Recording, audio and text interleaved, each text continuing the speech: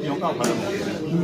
उन्होंने बताया कि वे जो है टाटा टोली में मंगल टावर है, वहाँ आधार कार्ड सुधरवाने के लिए निकली थी, पर रास्ते में से उस लड़की का फ़ोन आया और फ़ोन में उसने बताया कि उससे ऑटो वाला उसके साथ जबरदस्ती कर रहा है और एक तरह से उन्हें किडनैपिंग करके ले जाया जा रहा है। दोबारा भी जो उनका ऑडियो आया उसमें था कि वो किसी जंगल में फंसी हुई है और वहाँ से उन्हें ट्रक का लाइट दिख रहा है। इस तरह की बातें आई जो बिल्कुल अपहरण की कहानी को बता रहा था।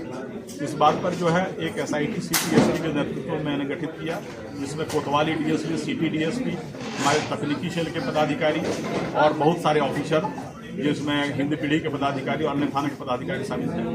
और पूरी टीम ने बड़ी मेहनत और लगन से रात भर जो है जंगल, पहाड़, जो भी संभावित लोकेशन थे उसको सर्च किया। इस सर्च के दौरान जो भी इनपुट था उसके आधार पर किया गया, लेकिन जो निष्कर्ष है वो फलाफल हम लोग का सुन नहीं रहा। फिर जब हम लोग जो है अनुसंधान करना शुरू किए और हमारी टीम ने काफ़ी दक्षता से CTSP के नेतृत्व में इस कांड का अनुसंधान किया, और जब अनुसंधान में बातें परत दर परत खुली तो लगा कि अपहरण की बात सही नहीं है संभवतः। उसके बाद जब हम लोगों ने इन्वेस्टिगेशन किया पता चला कि ये लड़कियां जो है जब घर से निकली हैं तो किसी ऑटो का यूज नहीं किए हैं। बाद में अनुसंधान में ये आया कि ये आल्टो कार से निकली हैं और इस पूरे प्रकरण में पता चला कि वो जो लड़का जो उन्हें भगा कर ले गया था वह कर्नाटक का रहने वाला है, वो हैदराबाद में काम करता है और इनसे संपर्क में था। वह 5 जनवरी को ही यहाँ आ गया था, लेकिन पुलिस से बचने के लिए ये लोग लगातार मोबाइल तोड़ते रहे, सिम कार्ड तोड़ते रहे, केवल रेलवे स्टेशन के वाईफाई का यूज करते रहे।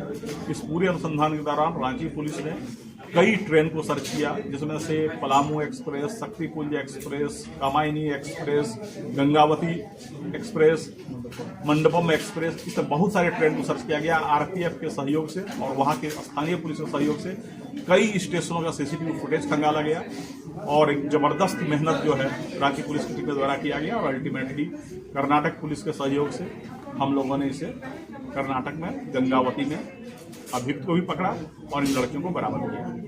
हम लोग अभी जो है इन लड़कियों से पूछताछ कर रहे हैं कि पूरा प्रकरण कैसे हुआ। इन लड़कियों ने इतने बात स्वीकार किया कि जो ऑडियो उन्होंने बनाया था वो मुख्य अभियुक्त के बहकावे में बनाया था और उसमें उनके साथ ऐसी कोई बात नहीं हुई थी कि उन्हें कोई जबरदस्ती ले जा रहा है।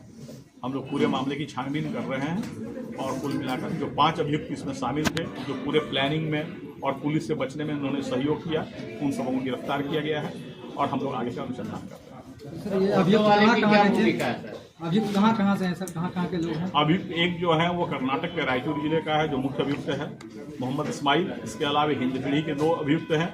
इसके अलावा एक चित्रपुर का अभियुक्त है और एक गढ़वा नगर उटारी का अभियुक्त है।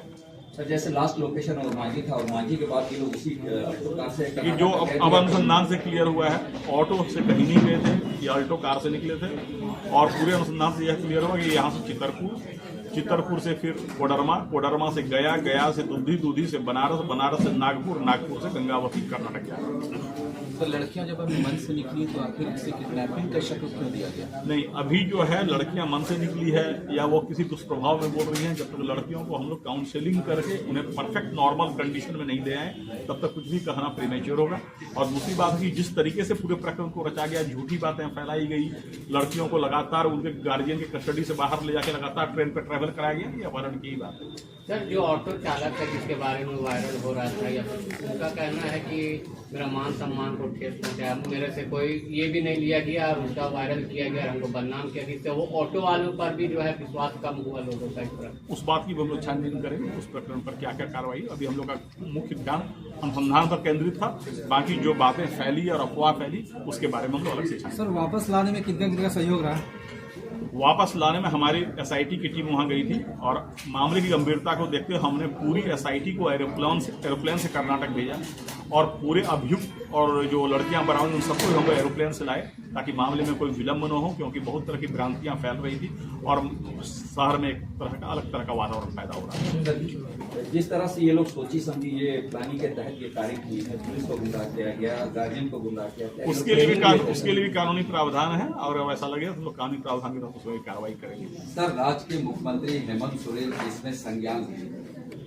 माननीय मुख्यमंत्री का शुरू से निर्देश था कि इस कांड को उच्च प्राथमिकता दी जाए और किसी भी तरीके से सबसे बड़े लड़कियों को बरामद किया जाए। और माननीय मुख्यमंत्री के निर्देश के आलोक में ही मैंने SIT का गठन किया था और SIT ने काफ़ी अच्छा काम किया। सर अगर लखनऊ होगा तो उनके साथ क्या किया जाएगा? कानूनी कार्रवाई उसके लिए प्रावधान है। अगर आप जो है पुलिस को झूठी सूचना देते हैं उसके लिए भी कानूनी प्रावधान है। सर लड़का और लड़की जो है वो कितने दिनों से मतलब जो है संबंध में है? वो उनके आपसी संबंध के बारे में अभी कुछ भी कंक्लूसिवली कहना उचित नहीं होगा। हम लोग उस बिंदु पर छानबीन कर रहे हैं, बरामदगी हो गई है, बाकी बिंदुओं पर हम जब पूरी तरह से निष्कर्ष पर पहुंचेंगे तब बताएंगे। ठीक है।